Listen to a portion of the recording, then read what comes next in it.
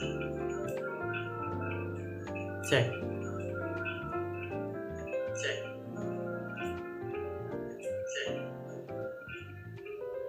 cek. Lagi,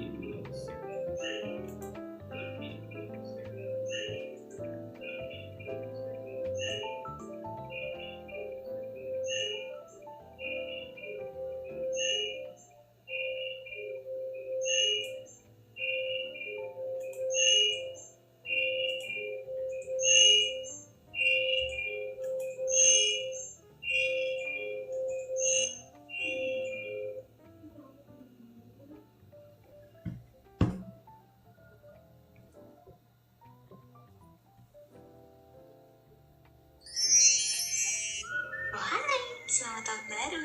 Ini cek stok yang kasih presentku kali.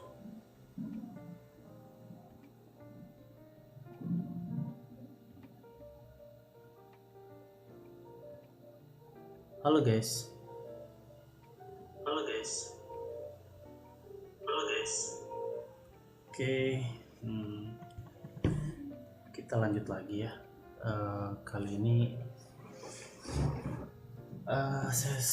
sesi ke-6 ya, kalau nggak salah.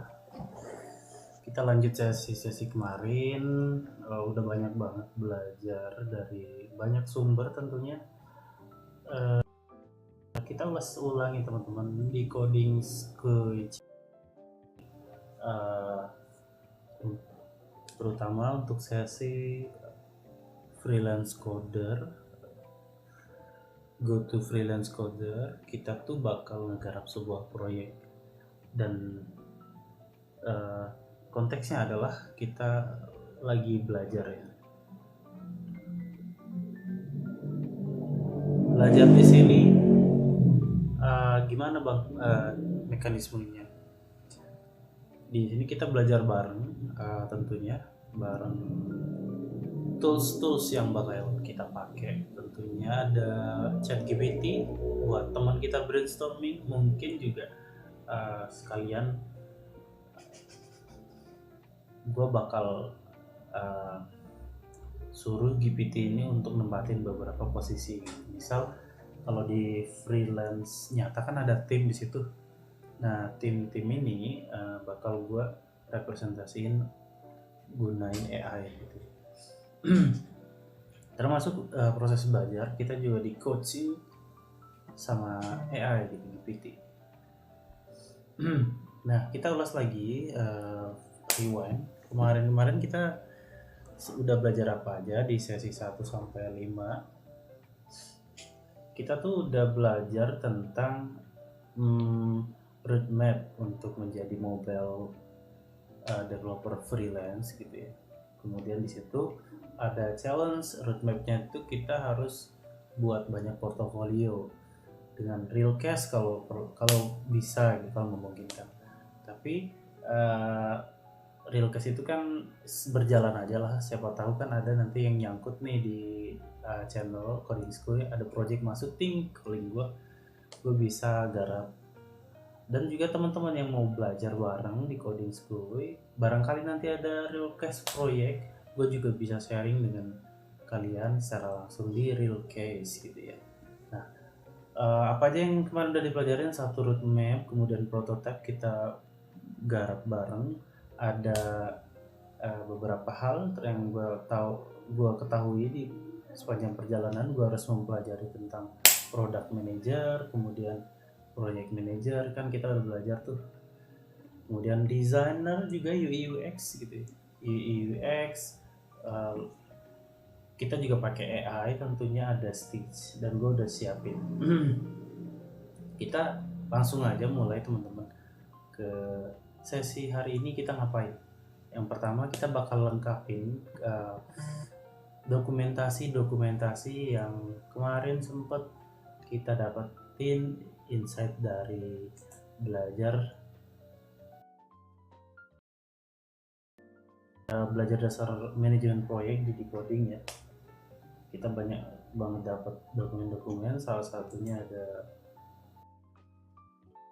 OKR, kemudian karakter,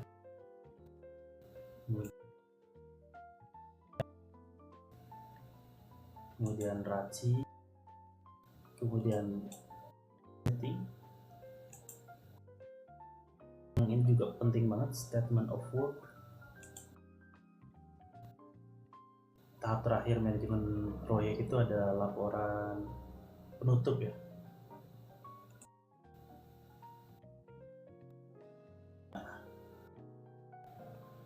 Kita mulai dari mana teman-teman? Kan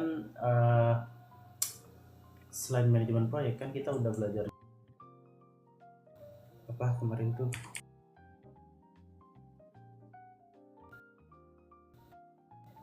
kayaknya ini ya.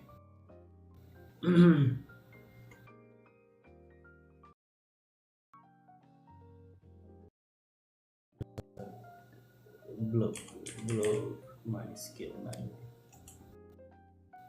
Kita udah tadi ada dokumen yang harus disiapkan mulai pekerjaan dan saat pekerjaan serta setelah pekerjaan.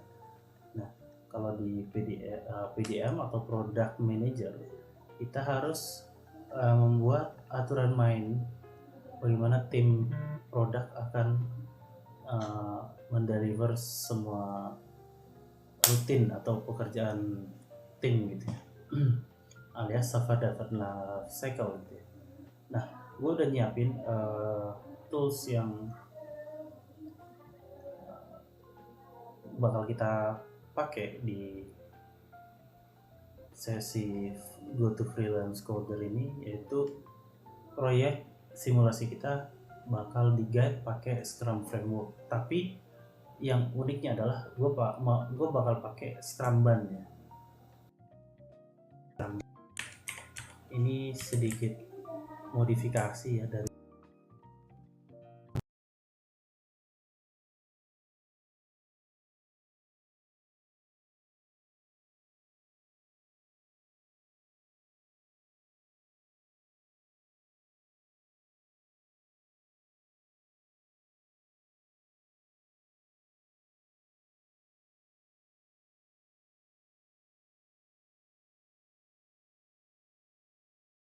Scrum kan begini ya, ada product backlog, di draft list backlog, kemudian sprint backlog yang siap dikerjakan gitu. Kemudian ada sprint life cycle, proses iterasi gitu. Kemudian yang terakhir complete product gitu. Nah, kalau Scrumban detail di dalam sprint cycle sebenarnya gitu. Makanya kalau kita lihat nih ada contoh gitu. Ini ada backlog, ini sprint backlog, kemudian sprint apa tadi yang sprint product backlog, kemudian sprint backlog. Product backlog ada di mana, kemudian sprint backlog ada di mana. Itu udah terrepresentasikan dan umumnya Kanban board itu secara visual dia terdiri dari board, beberapa board, kemudian card di dalamnya gitu ya. Konsepnya sama kan di Scrum juga pakai card yang dipindah-pindahan atau disebut card backlog gitu ya. Nah, di Kanban juga sama, kita pakai istilah tersebut gitu. Cuman ketambahan board gitu aja sih.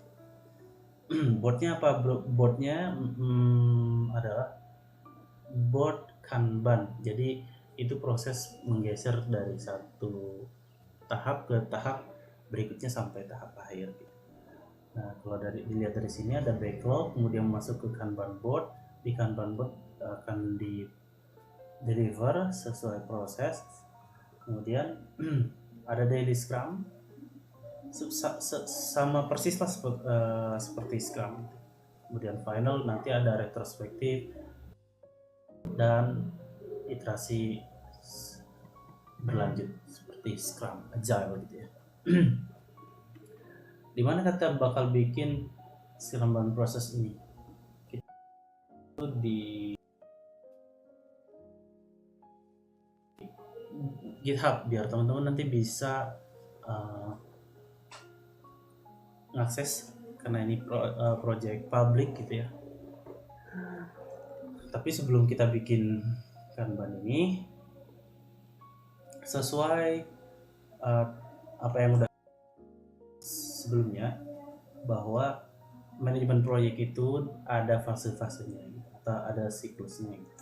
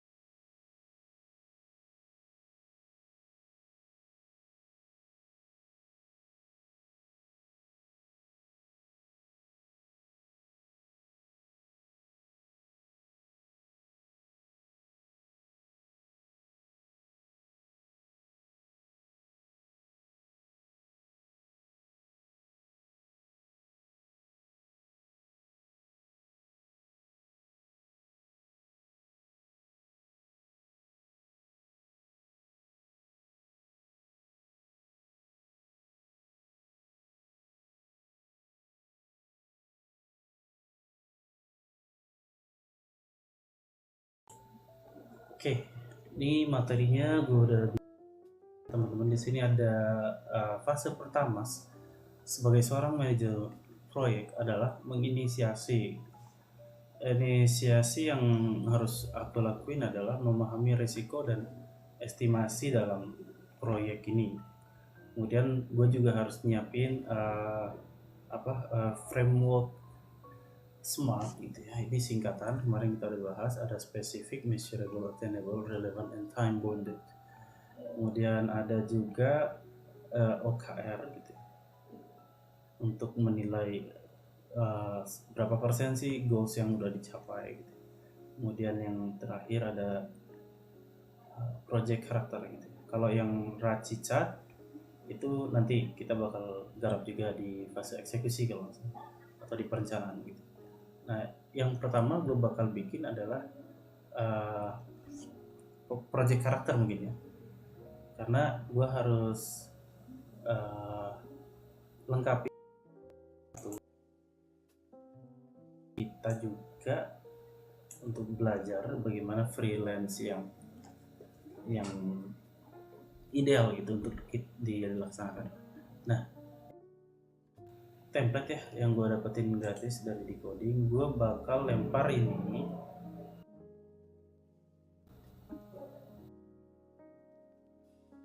AI kita untuk brainstorming. Nah, analisa yang gue lakuin sebelumnya adalah gue brainstorming tentang rencana proyek 2 dan ini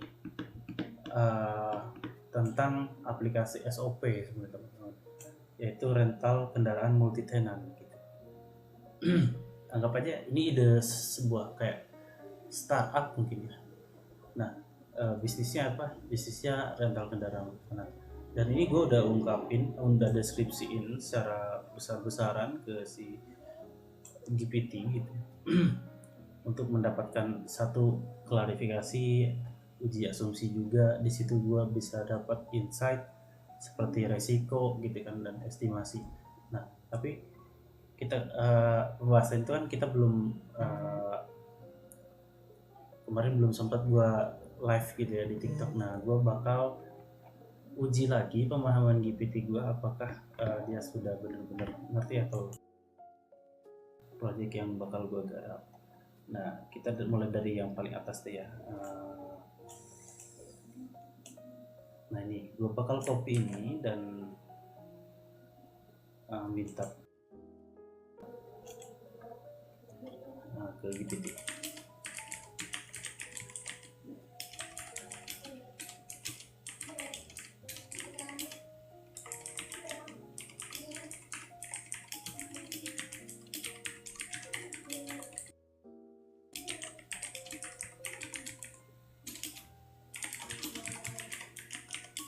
Tentang poin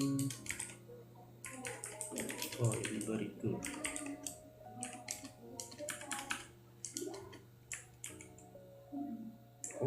sorry belum. Oke, kita copy, kemudian kita paste. Why?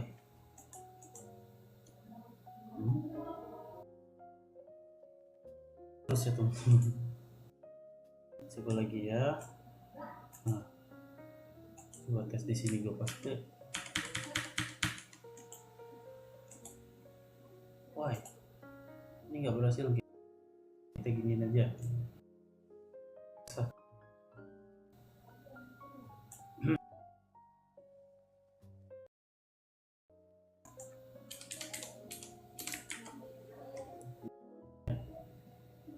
Oke, kita lempar, kita lihat apa jawaban tentang 2 poin ini. Teman-teman yang join di channel gua dan baru kali ini gitu ya ngikutin gua, bisa lihat dulu ya beberapa video lalu di sesi 1 sampai 5 gitu. Nah, ini udah keluar hasilnya teman-teman, kita coba rinci.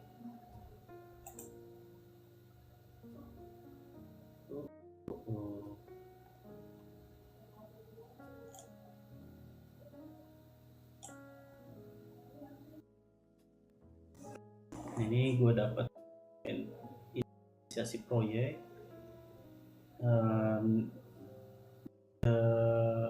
isinya apa aja,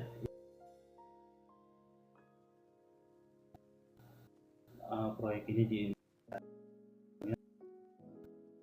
keputusan dan estimasi sehingga bukan sifat rasional, terukur adaptif terhadap ketidakpastian. Nah, ini gambaran ketika kita pitching atau first meet up dengan klien yang ingin mengemukakan ide proyeknya teman-teman. Kita harus bisa memaparkan data seperti ini. Real case mungkin sebagai project manager tentunya dia akan meminta informasi lebih banyak tentang ide gagasan dari proyek yang klien bawa. Kemudian untuk meeting berikutnya dokumen ini akan dibuat gitu ya. Akan diserahkan gitu. Nah, coba kita lihat kira-kira apa aja sih detail informasi di inisiasi proyek mengenai 2 poin tadi ya, resiko dan estimasi. Poin pertama, resiko. Definisi resiko itu sendiri adalah proses identifikasi potensi, ancaman, peluang yang dapat mempengaruhi keberhasilan proyek, baik dari sisi teknis ataupun bisnis, sumber daya maupun operasional. Poin 1.2, pertanyaan kunci dalam analisa risiko ini, proyek ini membutuhkan alokasi sumber daya dan waktu tambahan untuk dipahami lebih dalam. Apakah resiko apa yang paling berdampak terhadap keberlangsungan proyek jika terjadi? Terus apakah terdapat resiko yang dapat diubah menjadi peluang kompetitif? Dan yang terakhir ada resiko mana yang dapat diterima, acceptable risk, dan mana yang harus dimitigasi sejak awal. Nah, kategori resiko. Poin 3 ada kategori resiko teknis, operasional, bisnis, dan waktu. 1.4 pendekatan pengelolaan risiko bla bla bla bla bla bla. Nah, berikutnya ada poin estimasi. Di sini estimasi adalah perkiraan berbasis informasi yang tersedia terkait usaha, waktu, dan biaya yang dibutuhkan untuk menyelesaikan proyek.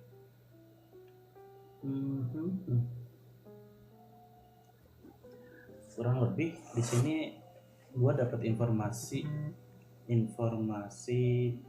yang sistemnya audit ya, sehingga kita di fase awal ini, inisiasi ini, kita bakal prepare lebih banyak gitu, terkait poin-poin yang disinggung ditulis di sini ya, dicantumkan di sini. Nah, gua ingin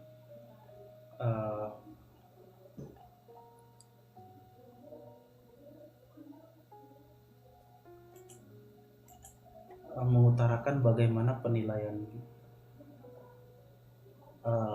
bisnis rental multi tenant tadi dengan poin-poin objek yang disebutkan gitu ya. Nah, tambahkan poin mana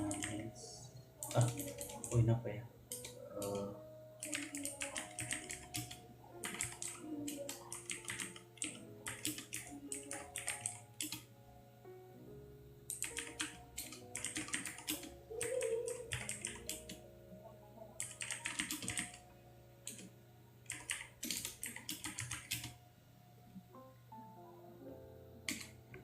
apakah dia ngerti? Sebenarnya susah gampang ya teman-teman kalau kita belajar bareng AI. Kalau problem kita tidak jelas, itu cukup sulit alur prosesnya pelajaran kalau yang kita lakukan saat ini ya. Nah, ini coba lalui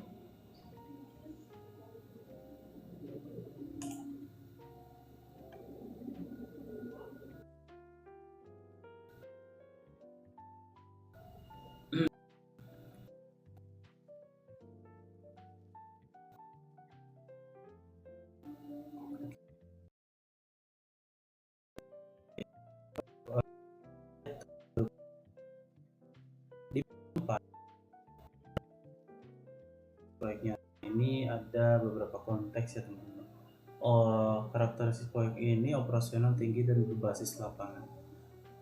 Betul, memang aku juga sadar teman-teman, karena simulasi proyek yang tema yang gue bawa ini kan bukan layanan B2C gitu, bukan, tapi layanan yang sifatnya justru B2B, business to business. Dan gue memang sempat kepikiran ingin mengoptimalkan proses yang ada di bisnis rental kendaraan gitu. Otomatis semua problem yang ada di lapangan itu menjadi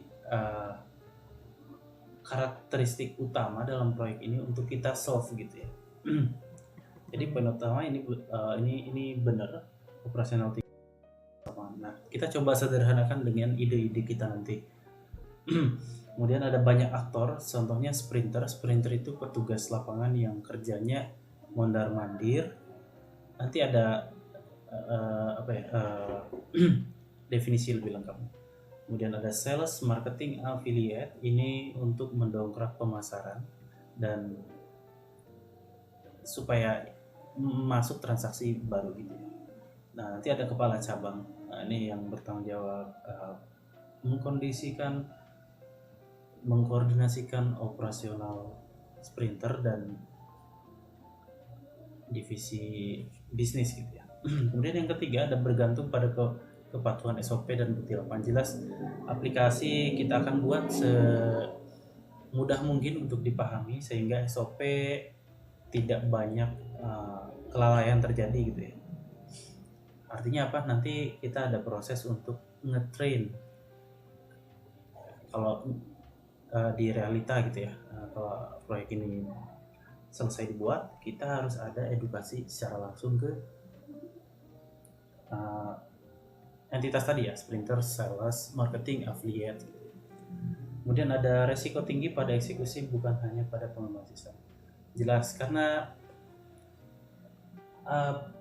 bisnis rental itu resikonya besar teman-teman. Mungkin teman-teman juga udah ada yang pernah tahu atau sempat dengar resiko kayak kemarin tuh sempat viral rental mobil, ternyata mobilnya bukan milik si A dan itu mobil si B, terjadi insiden dan sampai merenggut nyawa gitu kan. Itu resiko-resiko yang salah satunya aja sih yang tinggi menurut gua di bisnis rental motor. Nanti kita bakal minimalisir dengan sistem verifikasi mungkin ya, verifikasi kendaraan, kepemilikan dan bla bla bla. di dalam sistem gitu ya. Kemudian di sini ada penerapan analisa resiko teknis, ada integrasi fitur live location, kemudian dokumentasi foto dan offline first gitu ya, terutamanya karena ini aplikasi yang kita pakai dalam sebuah device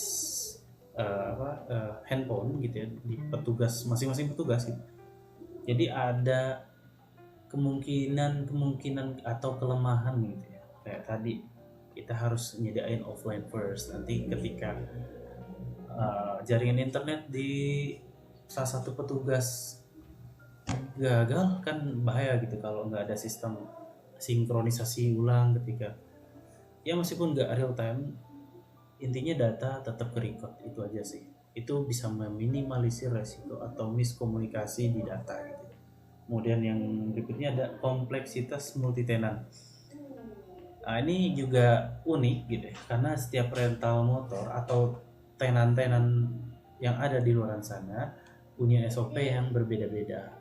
Ini beneran challenge dan resiko buat bisnis layanan aplikasi ini. Apabila direalisasikan, kita harus betul-betul membuat aplikasi yang kompatibel dengan variatif data yang ada di lapangan. Maksud gue, setiap tenan, setiap rental motor, setiap pebisnis rental motor memiliki caranya masing-masing.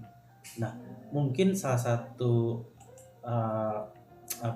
untuk menanggulangi resiko ini, gue bakal mengedepankan sharing to caring gitu. Jadi kalau ada pebisnis SOP-nya begini kok beda sama yang aku ceritain. Nah, gue nggak bakal nggak bakal tolak mentah-mentah. Jadi gue bakal cross check, barangkali justru insight didapetin dari tenan-tenan tadi gitu ya, atau sebaliknya justru gue yang ngasih banyak insight gitu ke tenan pebisnis rental motor, utamanya rental motor yang baru-baru buka.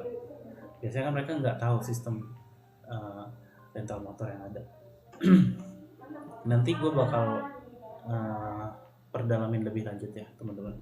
Nah, ini ada beberapa pendekatan yang bisa dilakuin gitu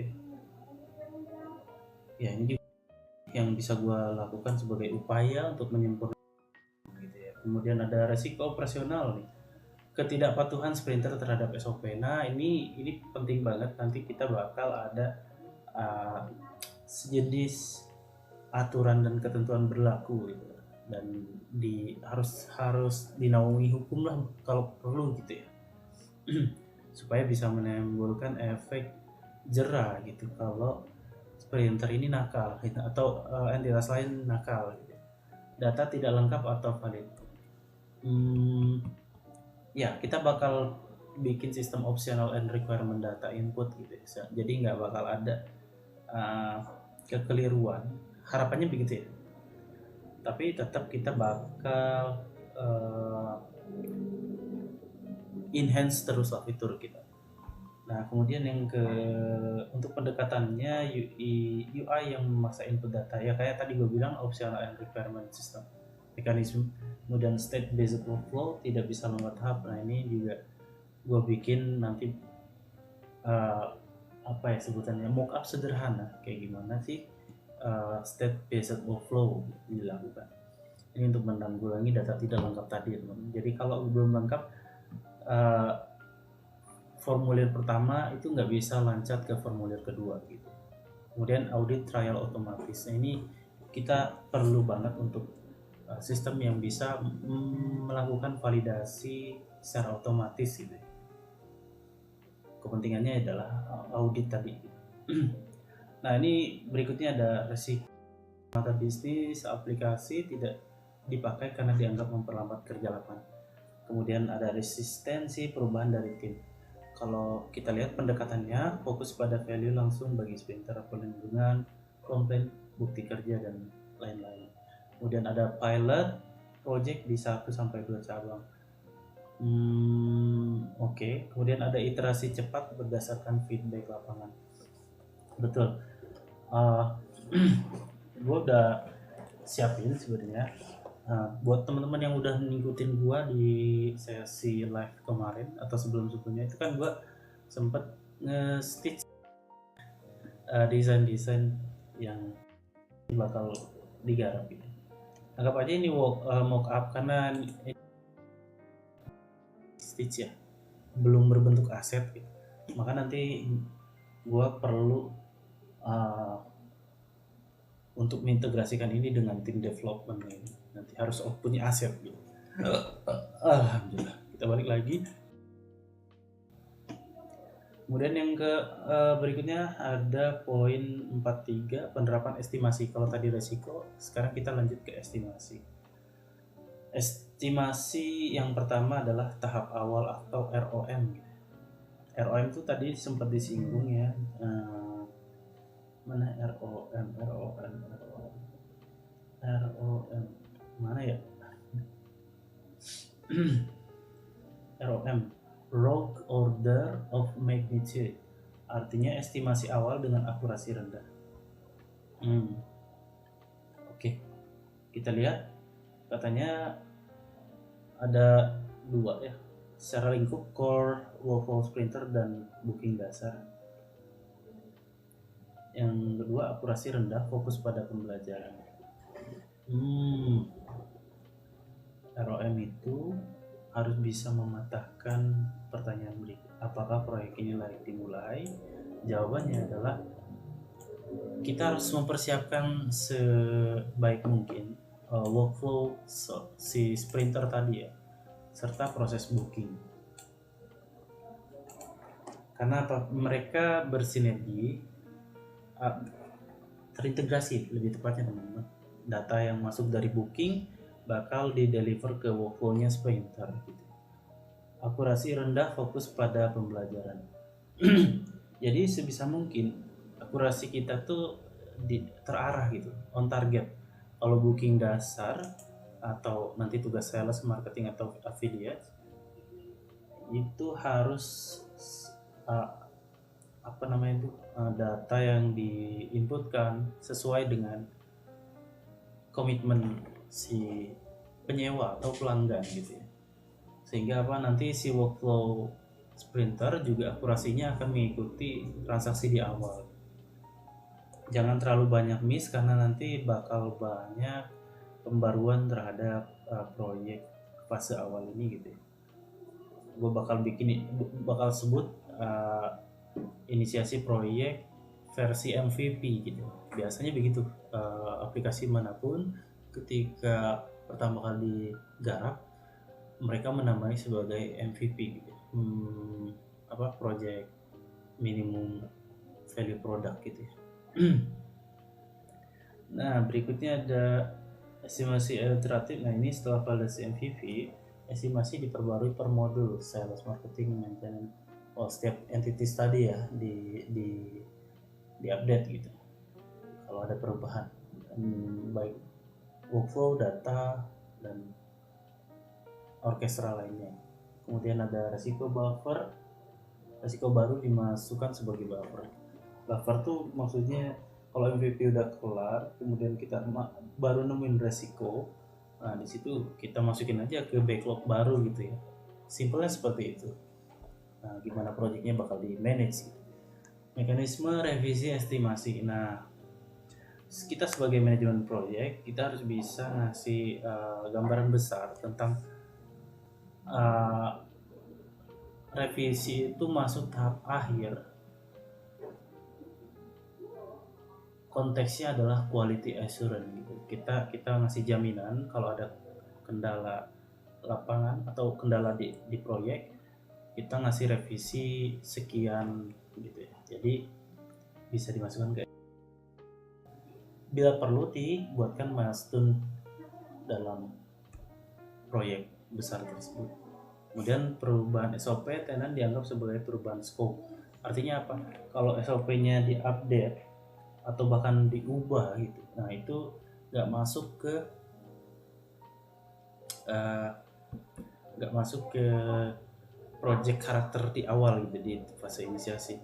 Nah, kita perlu buat perubahan scope lagi gitu. Tapi kan kita pakai agile bang. Kalau agile harusnya kan lebih mudah. Itu tergantung kesepakatan juga sih teman-teman. Kalau ternyata kliennya setuju pakai agile, berkembang secara terus menerus gitu sampai klien memutuskan ya bareng, ya agile berakhir di situ. Kalau pakai waterfall ini bakal dieksekusi. Nah, karena kita pakai Scrum Ban, artinya kita bakal pakai agile. Anggap aja dana stakeholder unlimited ya. Tapi biasanya sih nggak gitu ya. Ada pertimbangan lagi, ada diskusi lagi. Intinya komunikasi aja sih kalau stakeholder. Oke, gitu. Kemudian apalagi yang perlu disampaikan adalah poin 4.4 kriteria siap inisiasi. Ya, resiko telah diidentifikasi, kemudian estimasi dipahami sebagai hipotesa, bukan komitmen kaku. Hipotesis itu bisa divalidasi. Jadi kalau estimasi belum tergambarkan jelas, bagaimana nanti divalidasinya itu nggak bisa disebut hipotesa gitu. Bahkan nggak bisa dimasukkan ke list estimasi gitu. Jangan masuk ke hitungan lah intinya. Ada komitmen stakeholder untuk pilot dan iterasi itu. Kemudian penutup. Oke. Ini dokumentasi tentang inisiasi proyek. Sebenarnya ada dokumen lain yang perlu kita buat. Ini smart. Gimana caranya kita merealisasikan smart framework ini? Artinya apa? Setiap hal apapun itu gitu ya, mau dari entitas stakeholder atau stakeholder kayaknya nggak perlu ya, tapi kalaupun ada nggak itu bagus gitu. Jadi semua pekerjaan project manager juga pekerjaannya terhitung jelas, spesifik, bisa bisa dianalisa performanya bla bla. Bahkan sampai yang level terendah. Maksud gue bukan rendah ini ya, level organisasinya. Bawah itu siapa? Misal programmer junior atau magang bahkan gitu. Magang di dalam proyek. Nah, itu harus masuk ke smart framework. Nah, gue pakai nanti bakal ini aja teman-teman. MVP tambahkan judul proyek. Produk kita atau startup kita nih enaknya apa gitu? Apa go and go atau apa gitu? Nah, kita bakal minta GPT buatin nama yang keren gitu.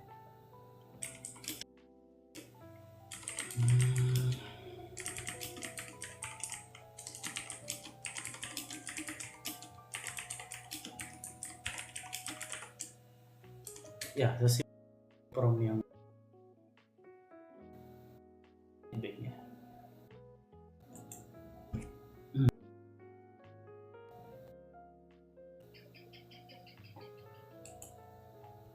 Buat teman-teman yang mau bertanya boleh tulis di kolom komentar, nanti gue bahas, atau mau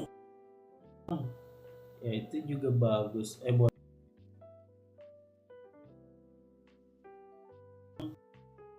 tentunya dibantu teman-teman juga tentunya gitu.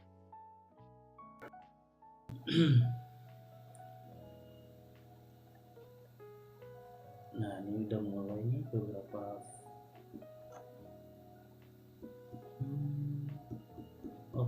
opsi. Nah, friend, nama yang di kantor ini field proof Sopra track ops.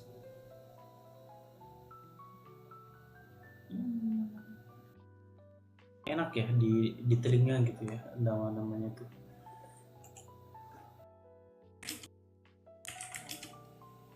Saya ingin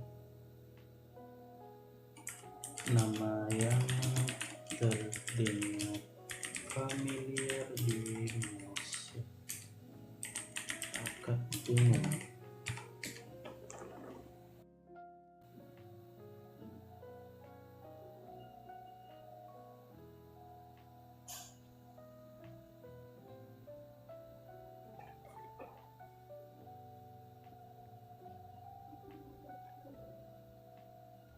siaga, lacak, rentakun, keren nih. Simpel aja, nanti kan mau rental ya rentaku aja, rental. Oke, masuk.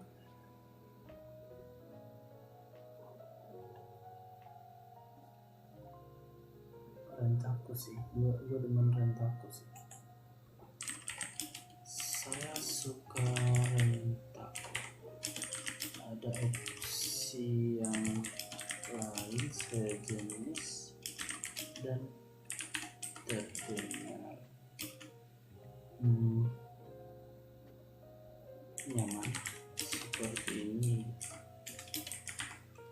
sederhana dan mudah dimengerti, namun tetap unik.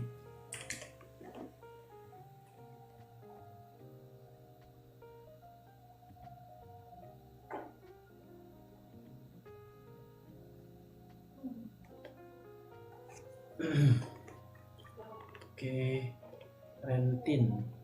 rentalin kali ya, renti, sewaku, jangan sewain, jangan. Udah sih, bagusan rentaku sih.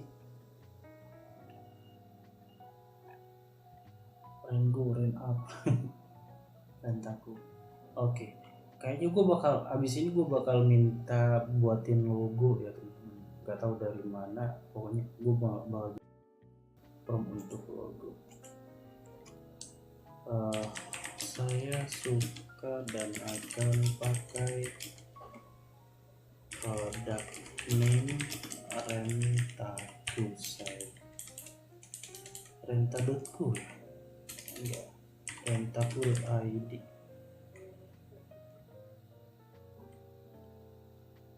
Rentaku aja, rentaku. Berikutnya buatkan tagline bisnis. Kayaknya perlu juga teman-teman bikin tagline kayak gini biar terlihat lebih profesional aja sih, ya nggak sih? Dan kemungkinan saya ingin dibuat jangan kemungkinan, dan juga saya ingin dibuatkan form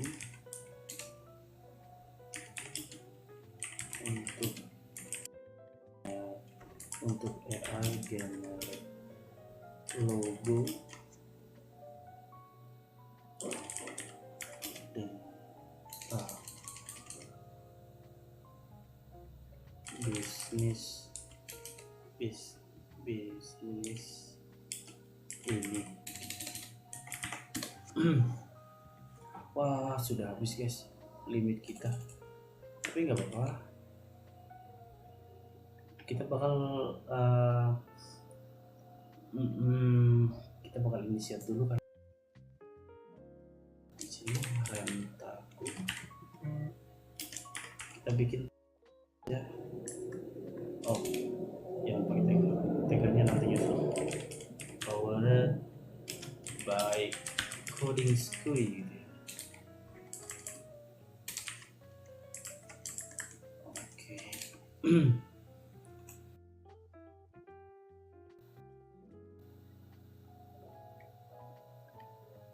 Nah ini teman-teman, gue udah bikin smart framework yang direpresentasikan dalam Scrumban, dimana kalau kita lihat di sini gue udah bikin beberapa board, multi-board yang tepatnya. Ini board, ini backlog, to do, ini Scrumban yang gue maksud tadi. Kemudian di sini ada, ini gue petakan untuk smart framework tadi ya, supaya di masing-masing divisi disiplin semuanya tertracking gitu. Bahkan UX misal dia bisa memanage isu, dan isunya kita bisa monitor serta tracking gitu. Bahkan nanti di akhir kita bisa juga melakukan evaluasi seperti report, KPI, dari KPI itu seberapa signifikan seseorang mempengaruhi goals dari OKR proyek gitu ya. Nah itulah. Jadi gue dapetin dari proses belajar memahami teori yang tadi ya teman-teman. Nah, ada software testing kalau ada QA tahapan nanti, kemudian ada integration, di sini ada back end, DevOps, dan AI engineer mungkin ya. Intinya gitu dulu untuk sesi live kali ini. Nah, buat yang gak sabar, pantengin terus channel Coding School. Buat teman-teman yang juga pengen ikut belajar bareng, bisa DM gue, barangkali gue bisa bagi tugas sekalian. Tugas ini buat pembelajaran teman-teman mendalami skill baru di era AI ini.